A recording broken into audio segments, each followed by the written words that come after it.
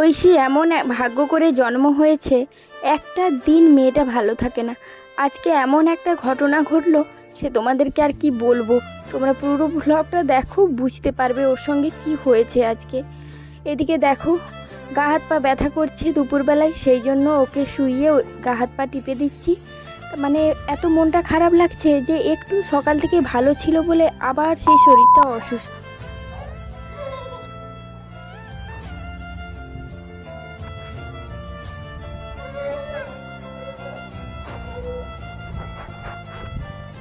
পড়ে গেছো? মা গো, লেগেছে? দোলনায় বসতে বসতে? ও মা গো, দোলনাটাকে মারি। আমার মাকে ফেলা, আমার মাকে। আচ্ছা, একবার দোলনা করে দিচ্ছি।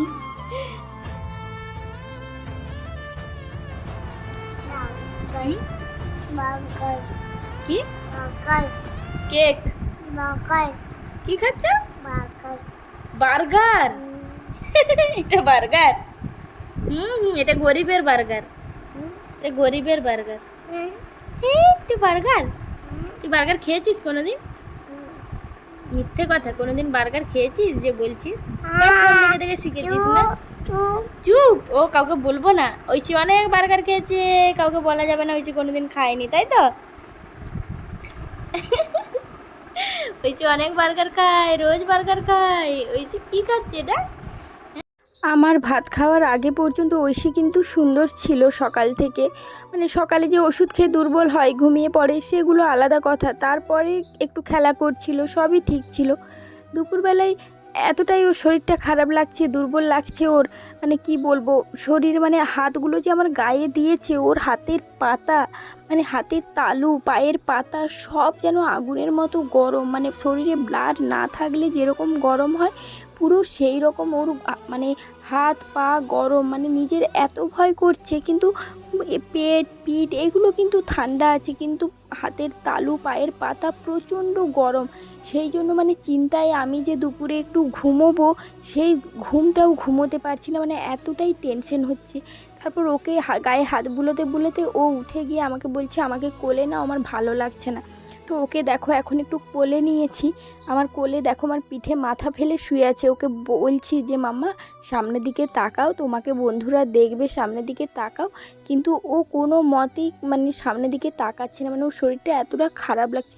জানি না কার অভিশাপ, কার নজর, কি জীবনে পাপ করেছি আমার মেয়েটাকে এতটা কষ্ট পেতে হচ্ছে। প্রতিনিয়ত প্রতিদিন একটা মুহূর্ত ভালো থাকলে তারপর থেকে শরীরে এতটাই কষ্ট, জানি না। এখন মানে শুধু মনে হচ্ছে ওকে কবে আবার ডাক্তারের কাছে নিয়ে যাব, যেহেতু ওকে ওখানে ট্রিটমেন্ট চলছে, এখানে কোনো সেরকম শিশু ডাক্তার ছাড়া কোনো হ্যামাটোলজিস্টের কাছে নিয়েও যেতে পারছি না। এই রকম টেনশন। আর দেখতেই পাচ্ছ পিঠের শিরদাঁড়াটা যেন ওই নিচের দিকটা যেন রোজ রোজ বেড়ে, মানে সামনের দিকে বেরিয়ে আসছে। এটাও ডাক্তারকে বলতে হবে, সেটাই সবসময় মাথায় ঘোরে যে কি বলবো কি না। মানে কেন এরকম হচ্ছে আমার মেয়েটার। মানে এত ওকে ট্রিটমেন্টে রেখেছি, তারপরে আয়রন বেড়ে যাচ্ছে শরীরে, হাত পা পুরো শরীর ব্যথা করছে। এইটুকু বাচ্চা যদি বলে মা আমার হাত ব্যথা করছে, আমার পা ব্যথা করছে, তুমি টিপে দাও, তুমি টিপে দিলে আমার আরাম হবে, সেখানে তোমরা ভাবতেই পারছো মানে একটা মা হয়ে প্রতিটা দিন আমি আর সহ্য করতে পারছি না, জানো তো। এই সহ্যের সীমা আমার পেরিয়ে যাচ্ছে। পারি না থাকতে, ভালো লাগে না, খুব কষ্ট হয়। বিশ্বাস করো, একটা বাচ্চা সুস্থ থাকলে সেই মায়ের জীবনটাই অন্যরকম হয়, তাই না? ছোট থেকে অনেক কষ্ট করেছি জানো। বাবা মানে আমাকে যে খুব কষ্টে রেখেছে, ছোট থেকে বড় করেছে সেরকম নয়। বাবার খুব টাকা পয়সা না থাকলেও কোনো দিন কষ্ট দেয়নি, অভাব বুঝতে দেয়নি, সেই রকমভাবেই জীবনটা কেটেছে। কিন্তু তারপরে একটা বাবা মার সবার স্বপ্ন থাকে আমার মেয়ে একটা ভালো জায়গায় বিয়ে হোক, ভালো থাক। কিন্তু ভগবান যে আমার সঙ্গে এইরকম খেলা খেলবে কোনো দিন ভাবতে পারিনি। আর যদি আমার সন্তানটা সুস্থ হতো, আজ এত মানুষের কথাও শুনতে হতো না, এত কষ্টও পেতে হতো না। এই যে দেখছো পিঠে কালো দাগটা, এটা না সিঁড়িতে পড়ে গিয়ে ওর পিঠে মানে কালশিটে পড়ে গেছে, সেটাও ও বলেনি যে ওর পিঠে লেগেছে। তো তারপরে আমি যখন ওকে তেল মানে তেল তো মাখাই না, চান করানোর সময় যখন দেখি ওর পিঠটা এখানটা কালশিটে পড়ে গেছে। আর দেখো পাঁজরগুলো কেমন বেরিয়ে গেছে, তোমরা মানে গুনতে পারবে পিঠের সাইডে পাঁজরগুলো বেরিয়ে গেছে। আমার না প্রতিদিন এগুলো দেখতে দেখতে আমি যেন ডিপ্রেশনে চলে যাচ্ছি। আর আমি পেরে উঠছি না এই লড়াই করতে, এত কষ্ট হচ্ছে কি বলবো। একটা মা প্রতিনিয়ত তার সন্তানকে এইভাবে কষ্ট পেতে দেখতে দেখতে সে আর কদিন ঠিক থাকবে বলো। আমি যখন ঐশীকে বলি আমাকে যেন ভগবান মেরে দিচ্ছে না, আমি আর আমার ভালো লাগছে না, ওর কাছেই কখনো কখনো বলে ফেলি, ও তখন আমাকে জড়িয়ে ধরে বলে, মা তুমি মরে যেও না, তুমি মরে যেও না, আমাকে কে খাওয়াবে, আমাকে কে ওষুধ খাওয়াবে, আমাকে কে তিতা ওষুধ খাওয়াবে, এইরকম করে বলে জানো। তখন ভেতরটা যে কতটা কষ্ট হয়। ও আবার এরকম বলবে আমার মা কত ভালো, আমাকে খাবার খাইয়ে দেয়, আমাকে ওষুধ খাওয়ায়, আমাকে তিতো ওষুধ খাওয়ায়, মানে ওর সারাদিন মাথার মধ্যে ওই একটা ওষুধ সারা দিন রাত ঘুরতে থাকে। মানে এতটা কষ্ট আমার মেয়ের জীবনে সেটা আমি কাউকে বলে বোঝাতে পারবো না। মাথা আমার খারাপ হয়ে যায় প্রতিদিন ওকে দেখতে দেখতে। যখন দেখি ও ভালো আছে মনে হয় আমার থেকে সুখী মনে হয় এই জীবনে কেউ নেই। ওর হাসি খেলা ঘোরা সব কিছুর মধ্যে আমার মাথায় সবসময় ঘুরতে থাকে যে ওকে ওকে কবে ভালো করতে পারবো, ওকে কবে স্কুলে ভর্তি করব, ওকে কিভাবে একটা স্বাভাবিক মানুষ একটা ছোট বাচ্চার মতো ওকে জীবন দিতে পারবো। এখন দেখো একটু চা করেছি, ঐশী সেই আঙুল দিয়ে চেটে চেটে খাচ্ছে।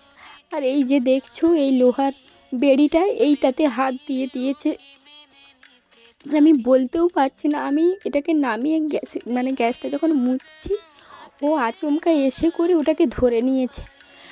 তারপরেই ও চিৎকার শুরু করেছে, মানে ও কি চিৎকার করবে, আমিই চিৎকার শুরু করেছি, এই রকম একটা ব্যাপার। মানে আচমকা যে এসে এইভাবে হাত দিয়ে দেবে না, আমি বুঝতেই পারিনি। তোমরা দেখতেই পেলে ওটা থেকে ধোঁয়া উঠছে, মানে কতক্ষণ পরে আমি আবার মুছছিলাম তখন কতটা গরম ছিল। এই যে দেখো তখন তো লাগিয়েছিলাম কলগেট, তারপরে আবার ধুয়ে করে এখন দেখো একটু মলম লাগিয়ে দিচ্ছি। এখন যেহেতু রাত্রে ঘুমোবে ভাবলাম একটু মলম লাগিয়ে দিই। আর ওর মুখটা দেখেই বুঝতে পারছো, ও বলছে আমার আরাম লাগছে, তুমি মলম লাগিয়ে দিচ্ছ, এরকম করে আমাকে বলছি। তো ওকে আমি বলছি যে এবারে শুয়ে যাও, আর আজ কোনো খেলনা টেলনা নিতে হবে না, হাতে লাগবে, তো এখন শুয়ে যাও। তোমরা দেখেই বুঝতে পারবে আমার অবস্থাটা, মানে আর পারছি না জানো তো। এই লড়াই করতে করতে আমি হাঁপিয়ে উঠেছি। সবার মনে কত আনন্দ, পুজো আসছে, কত আনন্দ, কত ঘুরবে, কত কি করবে, আর আমার শুধু চিন্তা যে মা তুমি আমার সন্তানের রোগটা নিয়ে চলে যাও, ওকে আর কষ্ট দিও না।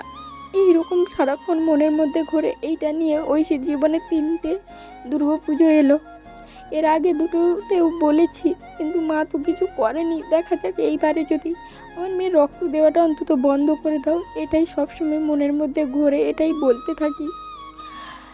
তোমরা যারা ঐশীকে এত পরিমাণ ভালোবাসছো তাদেরকে অসংখ্য অসংখ্য ধন্যবাদ। প্লিজ এইভাবেই সবাই ভালোবাসো, আমাদের ব্লগগুলো দেখো, শেয়ার করো, এইটুকুই তোমাদের কাছে রিকোয়েস্ট করব, যাতে আমি এখান থেকে ঐশীর জন্য কিছু করতে পারি।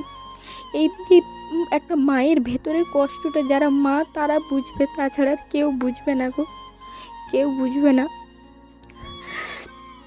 কথা বলতে বলতে না কথা আটকে যাচ্ছে, মানে পারছি না আর কথা বলতে। চলো, আর কিছু বলতে ভালো লাগছে না।